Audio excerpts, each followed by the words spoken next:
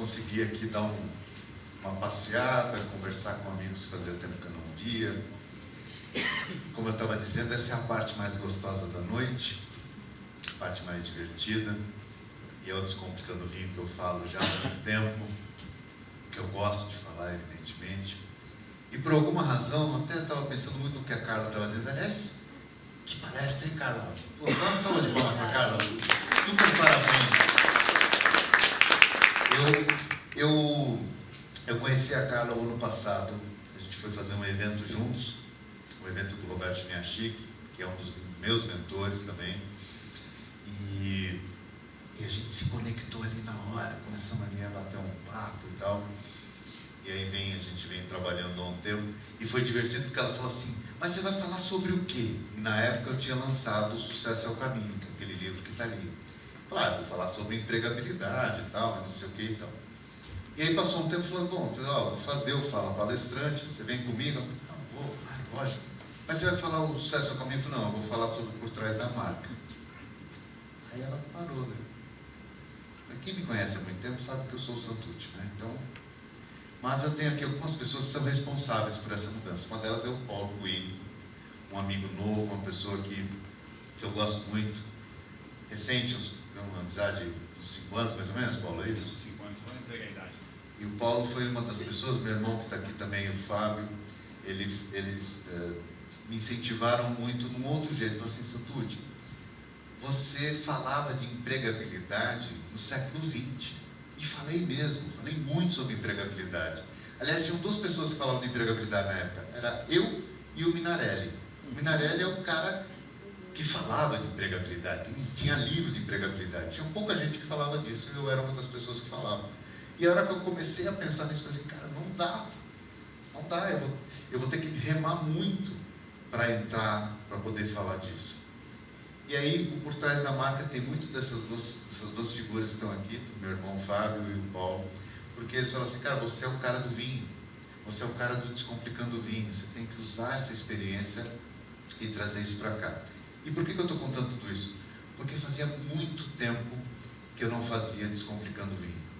Por quê? Porque são 25 anos falando disso, desenvolvendo tendências, falando com importadores, falando com produtores nacionais, dando um caminho, até que eu entendi uma coisa bastante interessante e muito importante. Era eu quem estava se posicionando de forma errada. E a prova disso é que hoje eu vou fazer com muito prazer, com muito carinho, Descomplicando o Vinho para vocês.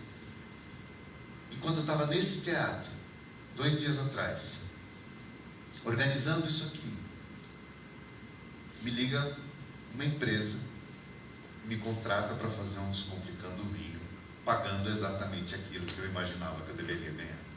Então, como eu disse antes, posicionamento é uma coisa que o universo reconhece. E eu falo isso para vocês. Peçam, mas peçam. Não importa se demorar, uma hora vai chegar. Vamos de Descomplicando o Vinho. Solta, DJ, o DJ sou eu mesmo, vamos lá.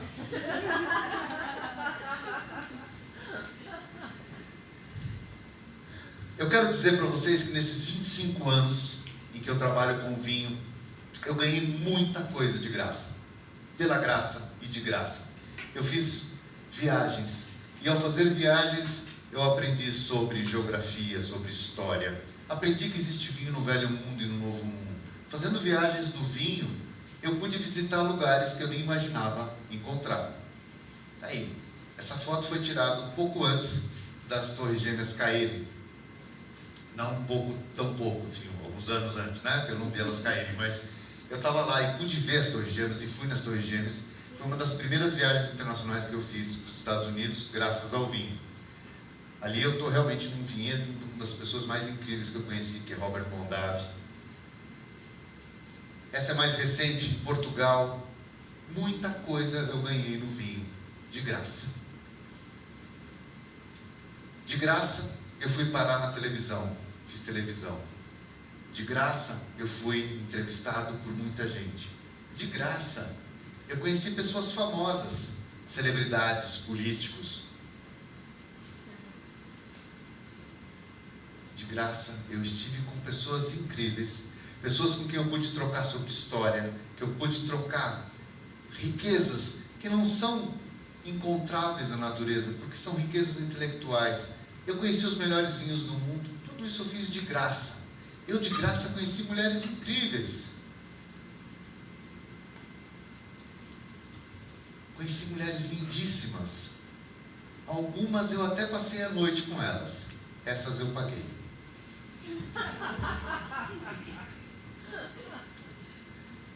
Bom, Descomplicando Vinho em 2017 ganhou uma versão bem-humorada e esse é um dos quadros que eu faço no Descomplicando Vinho na Comédia ou quando eu estou com um parceiro de palco que chama Wine Comedy. Tem aquela canequinha aqui. Aliás, eu preciso de verdade dar um brinde para uma pessoa até para recompensá-la, porque ela foi no show que eu gravei e comprou essa caneca por 50 paus. Mas eu ouvi tanto disso, que essa caneca é sua, você divide com a sua esposa, tá? E assim você já divide o seu prejuízo. Então ela ganhou uma versão e ganhou várias versões. Tem essa versão para o teatro, tem a versão da televisão, tem a versão para a internet. Eu apresentei Descomplicando Vinho em várias linguagens ao longo desse tempo que existe. Mas por que eu estou falando isso? Porque em 1994 eu fui trabalhar nesse lugar, chamado Domaine Saint-Marie. Final de 94, começo de 95. Esse lugar foi considerado o templo do vinho no Brasil, com certeza a loja mais chique, mais refinada e com a coleção de vinhos mais importantes que existiam, que já existiu e que não existe até hoje, um espaço como foi o Domaine Saint-Marie.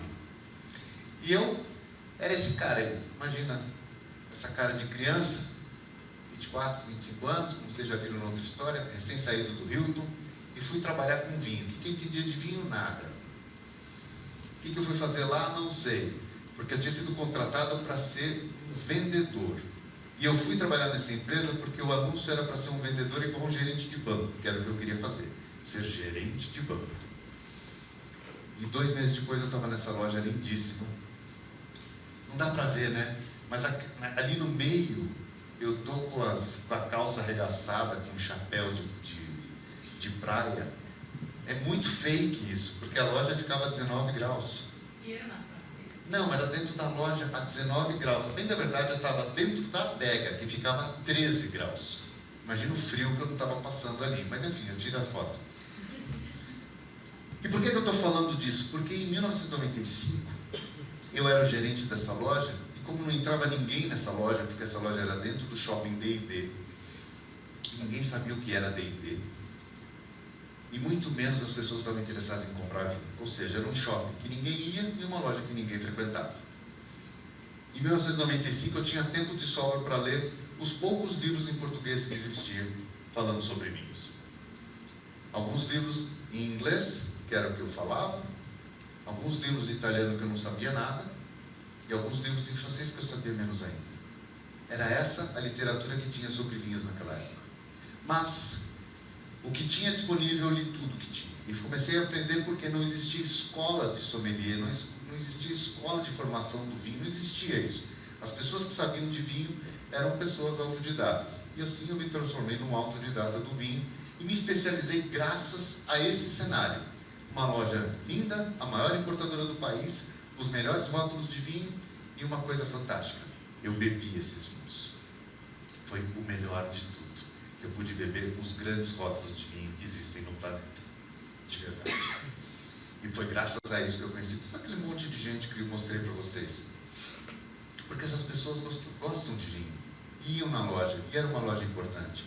Mas mais do que isso, eu fazia nesse tempo toda a preparação dos eventos. Naquela época não existia tanto blogueiro como tem hoje, enfim, o que tinha eram jornalistas, principalmente da Folha do Estado, e formadores de opinião. Os blogueiros daquela época chamavam formadores de opinião. E eles faziam o quê? Não sei direito. Eles iam lá, bebiam, comiam e não faziam mais nada.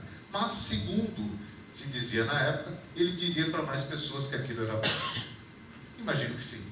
Mas eram essas pessoas que visitavam quando a gente criava os eventos. Que tipo de evento?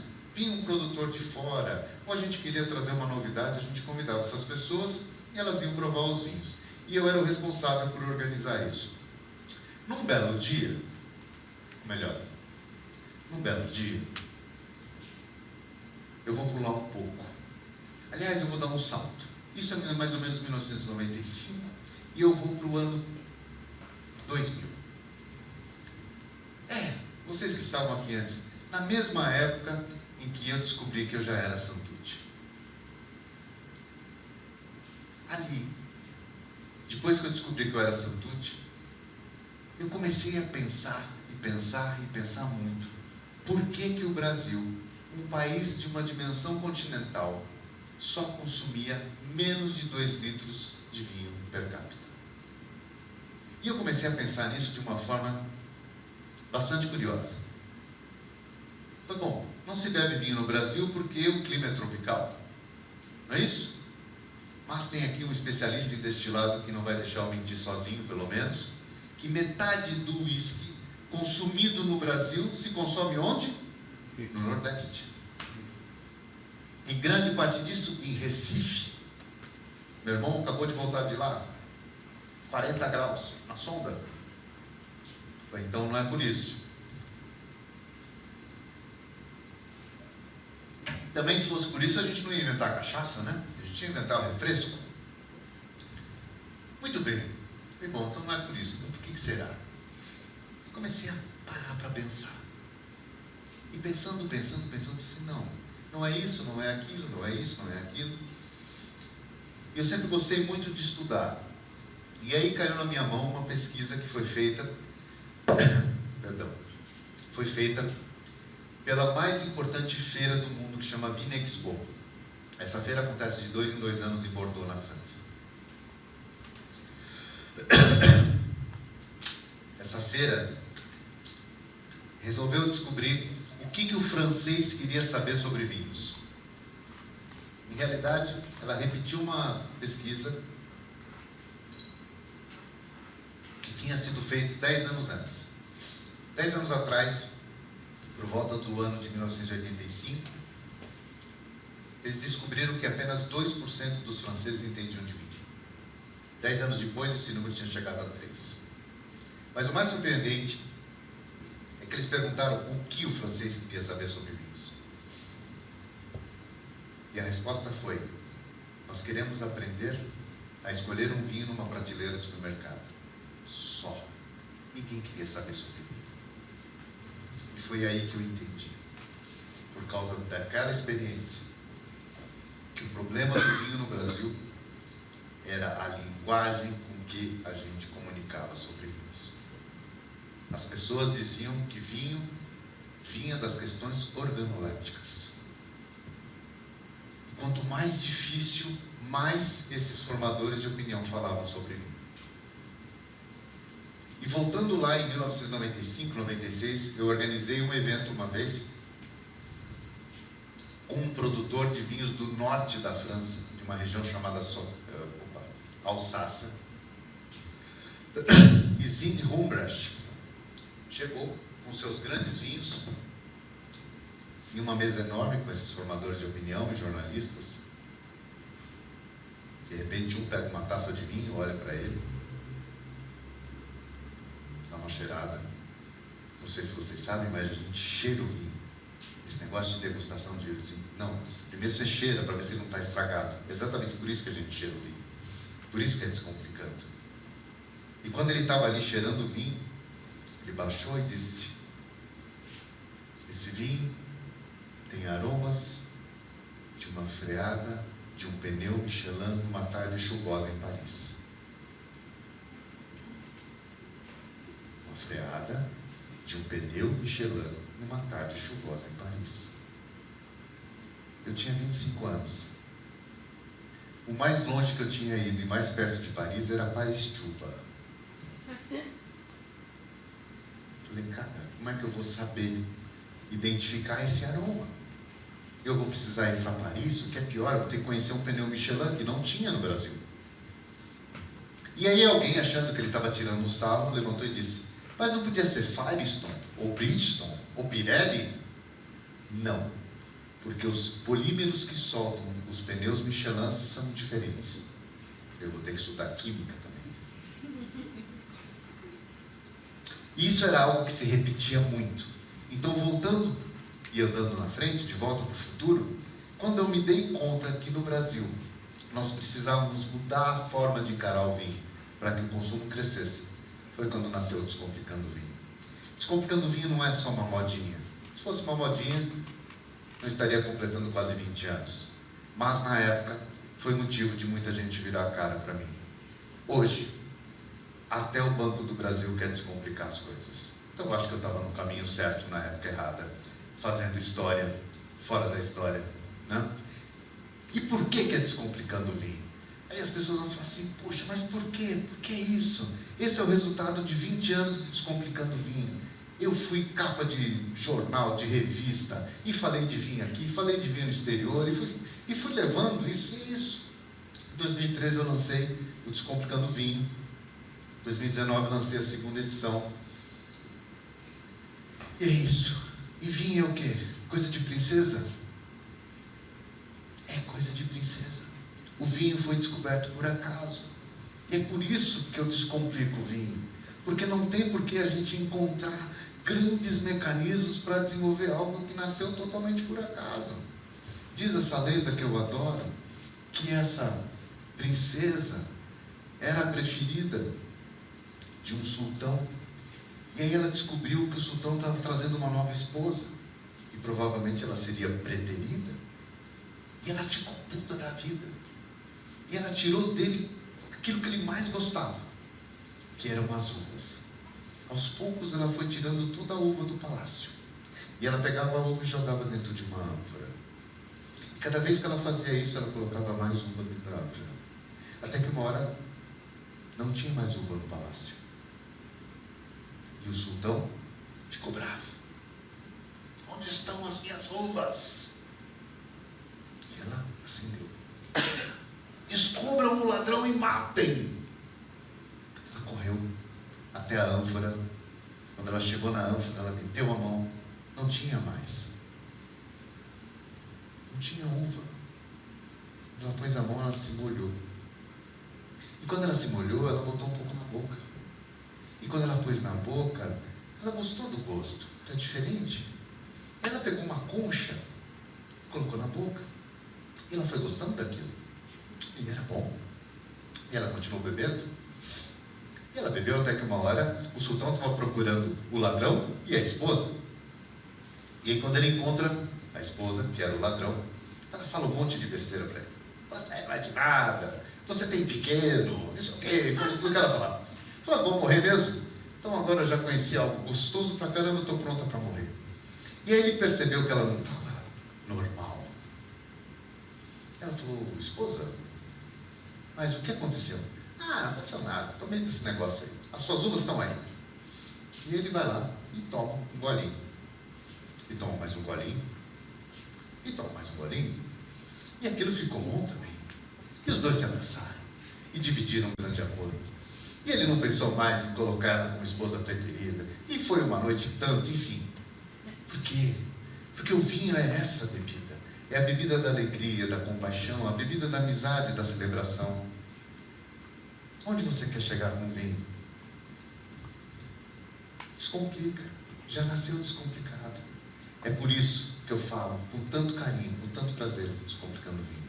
E é isso que eu escrevo, e é isso que eu, cada vez que eu posso falar, eu falo um pouco mais.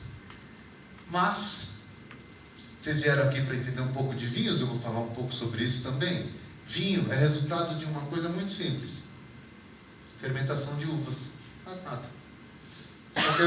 Qualquer uva. Aliás, qualquer fruta. Curioso, né? Você pode fazer vinho de maçã, pode fazer vinho de jabuticaba, pode fazer vinho de banana, pode fazer vinho de milho. E aí eu já estou dando uma dica. O uísque, antes foi vinho. Precisa fazer vinho para depois destilar. Mas qualquer uva faz vinho bom? Ah, e é um detalhe. Para fazer vinho bom tem que trazer a uva correta. Como é que tem uva correta? Tem uva que serve para vinho e uva que serve para comer. Tem uva de mesa e uva vinífera. Tem uva europeia e tem uva americana. Só isso, só isso. E você encontra essa uva em qualquer lugar? Não. Porque Deus fez ali a história da princesa, né? Mas ele falou assim: vocês não vão fazer vinho em qualquer lugar, senão vocês vão me sacanear. Imagina se tivesse vinho no Brasil inteiro, né? Então tem uma faixa do mundo que você pode encontrar uvas que fazem vinhos de qualidade. Basicamente eu já estou dizendo, para fazer um bom vinho eu preciso de solo adequado, clima, a uva certa e o homem. O que menos importa é o homem. Mas se o solo não for pobre de superfície e rico de subsolo, também não serve para nada. É fácil fazer vinho. Tem uma produtora de vinhos que contratou o melhor enólogo do mundo. E aí falaram para ela assim: bom, agora você tem o melhor enólogo do mundo, você vai ter o melhor vinho do mundo. E aí quando perguntaram para ele, ele disse: sim, basta me dar a melhor uva do mundo. E essa mesma dona desse vinhedo, uma vez perguntaram para ela: puxa, você faz o melhor vinho do mundo, qual que é o teu segredo? Ah, fazer o melhor vinho do mundo é fácil, os primeiros 200 anos é que são difíceis.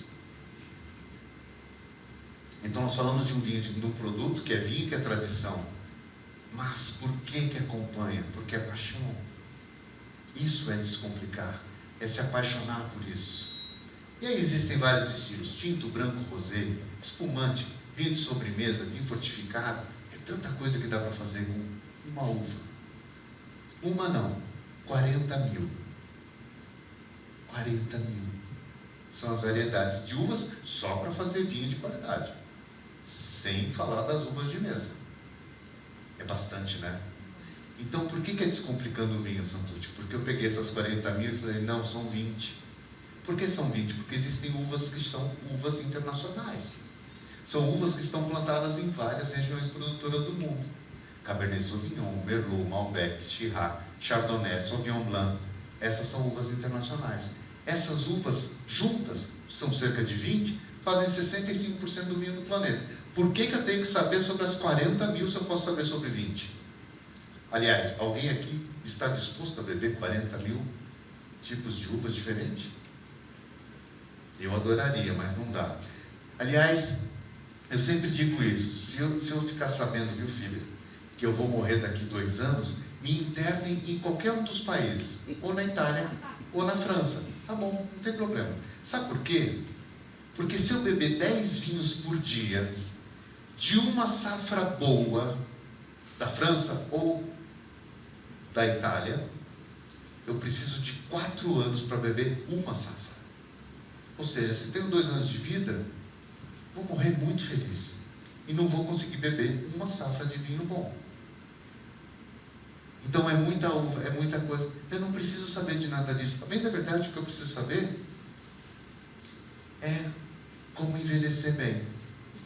Quem conhece esse cara aí?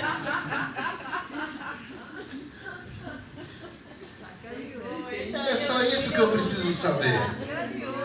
E por que eu trouxe o Richard Gere? Porque as pessoas sempre me perguntam: Santucci, vinho bom é vinho que envelhece? Eu falei: sei, pergunta para ele. Você acha que todo mundo envelhece feito o Richard Gere? Não, assim é o vinho. 5% dos vinhos são feitos para envelhecer. O resto é para beber rápido. Aliás, Cícero, um filósofo antigo grego, ele dizia que o vinho é como as pessoas. Alguns envelhecem bem, outros azedam.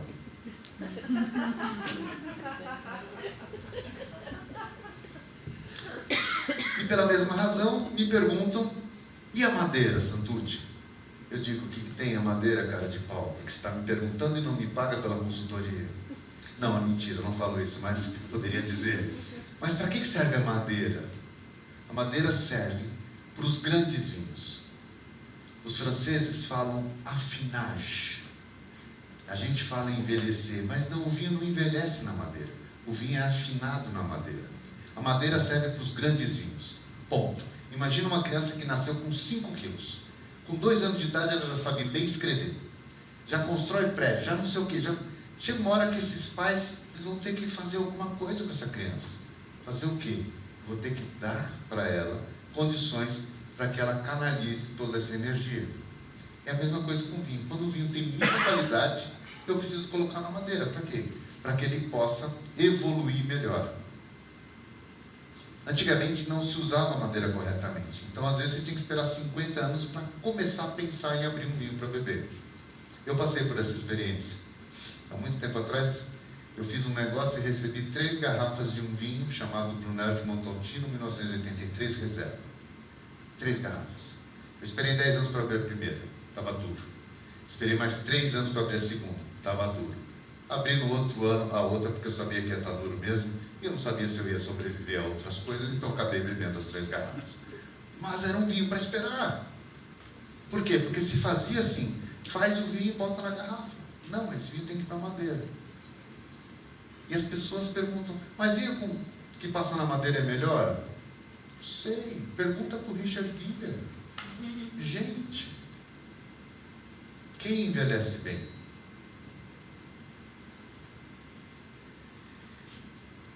E aí na sequência é sempre a mesma coisa. E como é que faz para degustar, Santurce? Degustar?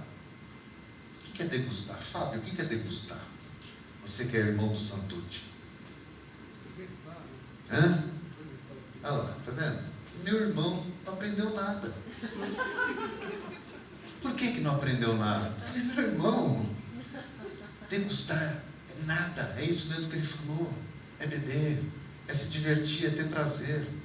Ah, mas o pessoal chega no restaurante, aí vem a garrafa, e aí o pessoal faz aquela coisa assim, aí sente, sabe? Beleza. Primeira coisa, vocês sabem quantos anos existe um restaurante? Restaurante, como a gente vai. Sabe quantos anos existe esse negócio de restaurante? Vocês têm ideia? Não tem 100 anos. Não tem 100 anos. Sabe como nasceu? Imigrantes. Saíam dos seus países, iam para outros, ficavam em pensões. As donas das pensões ficavam com dó dos imigrantes, começaram a dar um café para esses caras, para eles poderem ir para a fábrica trabalhar. E aí aqueles caras falaram assim, ô, dona da pensão, porra, não dá para fazer um almoço? E aí ela começou a fazer um almoço. E ela começou a ver que aquilo era um negócio. Aquilo. Entendeu? Virou restaurante. Isso é restaurante, começou com uma pousada, por isso que chama mercado de restauração. Porque vem disso. Então tem 100 anos o restaurante. O que as pessoas faziam antes? Recebiam nas suas casas. E como eles recebiam nas suas casas, o que acontecia? As pessoas que eram os anfitriões provavam toda a comida e toda a bebida antes de servir os seus convidados. Por isso que a gente pega o vinho e faz assim.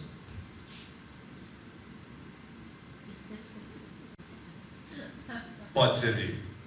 Para ver se está bom, é só isso. Ou vocês acham que os gregos tinham taça de cristal? Era estanho. E olhava para dentro para ver se não tinha detrito. Era só para isso. Ah, Santucci, tá bom. Então vinho hoje, tem asepsia, não preciso de nada disso. Beleza. Certo. O que eu faço então para ter glamour? Descomplicando o vinho, sim. Perder o glamour jamais. Né? O que eu faço? É simples. Vinho tinto tem aroma tinto. Vinho branco tem aroma branco. Vinho rosé tem aroma rosé. Simples assim. Está lá. Vai sair daqui agora. Sua vida vai mudar. Alessandra vai ser convidada por um rico milionário. Mas deixa que eu escolha o vinho. Pois é, nós vamos falar um pouco como escolher o vinho. Deixa que eu escolha. Aí quando chegar o vinho, você vai pegar um vinho tinto e vai fazer assim. Aromas de tudo quanto é fruta vermelha que vier na tua cabeça. Aromas de maçãs podres da Antuérpia. Aromas de framboesas da Dinamarca. E vai falando. E solta, descarrega. Porque, além de tudo, uma hora você vai começar a sentir mesmo aquilo. Porque você vai liberar a sua memória olfativa. E se for branco? A mesma coisa. A mesma coisa. Aromas cítricos e de limão do Tahiti. Mas é do Tahiti mesmo, não é do Pão de Açúcar não, tá? E é isso, é só isso, mais nada. Era um branco. Sabe o que quer dizer aquilo? Depois de anos eu descobri. Aroma de pum. O cara nem sabia o que ele estava falando, porque aquilo é algo que solta naturalmente, dos vinhos que tem muita sulfa. Agora eu falei difícil, né? Pô, mas eu sou um especialista, né, gente? Sulfa é uma coisa que tem em todos os vinhos. Porque precisa botar sulfa para o vinho viajar. É um conservante. Você abre a garrafa e faz puff. Alguns vinhos parecem, sabe que você abriu, parece que tem um ovo estragado, assim. Aquilo é sulfa, vai embora. Por isso que tem que esperar sentar o vinho. Depende da tua sede e do teu grau de tremedeira. Então, é simples. Aí na boca, a mesma coisa, gente. Vinho tinto tem gosto de vinho tinto, vinho branco tem gosto de vinho branco. Esquece, não inventa, não enrola, não complica. Descomplica essa história, mesmo, de verdade. Eu quero saber mais. Beleza. Tem curso, tem um monte de coisa. O que a gente está fazendo aqui? Aprendendo a escolher vinho na prateleira do supermercado. Só isso. Por isso que chama descomplicado. Eu amo essa imagem. Não me perguntem por quê. Mas essa imagem foi fotografada por Henri Cartier-Bresson. Acho bonito falar também Cartier-Bresson. Eu não falo nada de francês, mas acho bonito. Por que eu trouxe essa imagem? Porque o que a gente tem que saber sobre vinho? Primeiro, que existem 3 figuras no mundo do vinho. O sommelier, o enólogo e o enófilo. A não ser que alguém aqui queira mudar de profissão, ninguém vai querer ser sommelier. Mas, se você quiser saber, sommelier é o cara que cuida do vinho ou da bebida e a comida no restaurante. É aquele cara que faz o mariage, faz toda aquela parte de casamento entre a bebida e a comida. Aí tem o enólogo. O enólogo faz o quê? Ele faz o vinho. E tem o enólogo, que é a gente bebe, enche a cara. No outro dia a gente fala, putz, eu não devia ter bebido tanto. Mas enfim, acontece. A gente tem essa licença poética para encher a cara de vez em quando, não é? E aí o Luiz Grove, que é um cara que eu conheci, um cara sensível, um cara muito legal, conheci. Ele diz, o enólogo é o indivíduo que perante o vinho toma decisões. E o enófilo é aquele que perante decisões toma vinho. E por que esse menininho está aí? Porque em 1954, as pessoas compravam vinho assim. São garrafas de 1,5 litro. Elas iam nas bodegas, pegavam o vinho da casa, num tonel grande, e enchiam as 2 garrafas de vinho, 3 garrafas de vinho, seja lá como for. Ainda hoje, alguns lugares vendem vinho desse jeito. Quando esse rapazinho fez 50 anos, o fotógrafo foi na festa de aniversário dele e repetiu a cena. Pegou as 2 garrafas na mão debaixo do braço. Como ele é bonito, né? Para mim é uma imagem que podia ser tão eternizada quanto aquele beijo da Primeira Guerra, da Segunda, não lembro, sabe? Aquela cena bonita, né? Todo namorado faz. Enfim, aqui é a dica de ouro. Essa dica é aquela dica que vocês vão sair daqui e dizer, cara, se vocês quiserem uma palestra de vinho, contrata o Santucci. Ele é o melhor palestreiro de vinho do Brasil. Fala palestreiro mesmo, porque é descomplicando. Aqui vem a dica. Opa, não é obrigado ainda, mas está chegando. Como escolher um vinho no supermercado? Como escolher um vinho num restaurante? Como escolher um vinho de qualquer lugar? Primeira dica. Saber o que você quer. Tinto, branco, rosé, espumante. Digamos que eu quero um tinto ou um branco. Falei para vocês, uva tinta, que faz vinho encorpado, Cabernet Sauvignon. Se não for Cabernet Sauvignon, é menos encorpado. Uva branca, Chardonnay. O que não for Chardonnay, é menos encorpado. Pronto. Decidi se eu quero vinho encorpado ou menos encorpado. Se for branco, se for tinto. Se for rosé, é a mesma coisa. Rosé de Malbec. Não é Cabernet, então não é tão encorpado. Beleza? Beleza? Beleza. E a segunda coisa, que é a dica que resolve a vida de todo mundo. Preço. Nunca um produto esteve tão ligado a preço quanto o vinho. Quanto mais caro, melhor. Em termos de qualidade. Não quer dizer que você vai gostar. Já conheci muita gente que tomou vinhos caríssimos e não gostou. Só que, por que a qualidade desse vinho mais caro é de fato melhor? Lembra que eu falei que só precisa ter uma uva? Quanto melhor a uva, melhor o vinho? Essa uva, para ela ficar melhor com o passar dos anos, ela precisa descer. A uva, ela precisa de um solo pobre porque é ela quem vai buscar o que ela precisa. Estava a Carla falando sobre sustentabilidade. A uva é sábia. Ela sabe que quanto mais ela descer, melhor são os nutrientes. E menos gente pegou aquele nutriente dela. Então ela está pegando um nutriente fantástico, muito bom, só que para cada ano, uma parreira cresce 1 metro para baixo. Existem parreiras com 120 anos. Portanto, 120 metros para baixo. E às vezes elas começam assim e ficam assim. E ela produz, na sua juventude, 40, 50 cachos por pé. E com essa idade vai produzir 2, 3 cachos. Se a mesma parreira começa a produzir menos, fica mais caro. Porém, fica melhor. Então vocês vão ver, por exemplo, vinhos de vinhas velhas. Vinhos de vinhas velhas são vinhas de 40, 50 anos a mais. Na Espanha, meu amigo aqui, Alexandre Pujadas, tem muito lugar com vinhas velhas. E são, de fato, vinhos muito interessantes. O que é melhor de Portugal e Espanha? Que produz com vinhas velhas porque eles têm muitas vinhas velhas e não cobram por isso.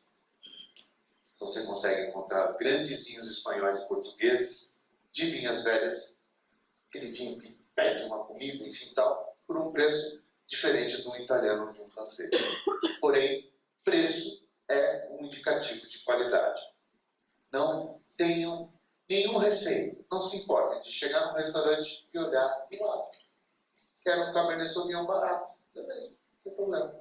Porque eu acho que é isso que eu quero beber. Não, eu quero beber um vinho potente. Vou pagar um pouco mais caro. Eu já sei disso. Até quanto? Eu ia falar $100, mas o dólar está meio nervoso, né? Mas vou continuar no $100. Tinha uns 500 pau. Acima disso você está pagando outra coisa. Pagando marca, está pagando raridade. O vinho, até R$500 tem diferença. De qualidade. Não quer dizer que você vai gostar. Tá? E eu gosto de dizer que o melhor vinho do mundo é aquele que você pode pagar. Ou aquele que você mais gosta. E é assim que funciona. Se você me perguntar isso enquanto especialista, eu vou te dar alguns vinhos. Mas não vou dizer que um vinho é o melhor vinho do mundo. O que eu posso dizer é que o melhor vinho branco que eu tomei do mundo é do cara que é considerado o melhor produtor de vinhos do mundo. De fato é. Mas é só isso. Porque eu nunca tomei outro vinho branco igual àquele que eu tomei. E eu tomei 2 vezes. Então quer dizer que, de fato, é. Eu acho que eu não vou beber mais, a não ser que eu fique rico durante a vida. A senhora precisa me ajudar a ficar rico. Me ajudar a vender palestras, essas coisas todas, sabe? Porque custa a bagatela de mais ou menos, aqueles que eu bebi, uns 4 ou 5 mil euros. Suave. Chama Montrachet. Se algum de vocês tiverem a ousadia de comprar um Montrachet do Romanée Conti e não me convidar, é morte. Gente, esse é o meu recado. Descomplicando vinho é uma paixão, é simples, é fácil. Bebam, é só isso que tem que fazer. Abrir e beber. Último aviso, antes de eu encerrar e dar aquele pedido de aplausos, todo mundo de pé, gritando bravo e tal. Cadê o meu câmera? Will, vai lá, grava, todo mundo vai espontaneamente levantar, dar bravo, entendeu? Presta atenção nisso, Will. Algumas pessoas têm um livro para retirar. Eu vou estar aqui autografando os livros. Se alguém quiser os livros, eu não estou dando. Tá?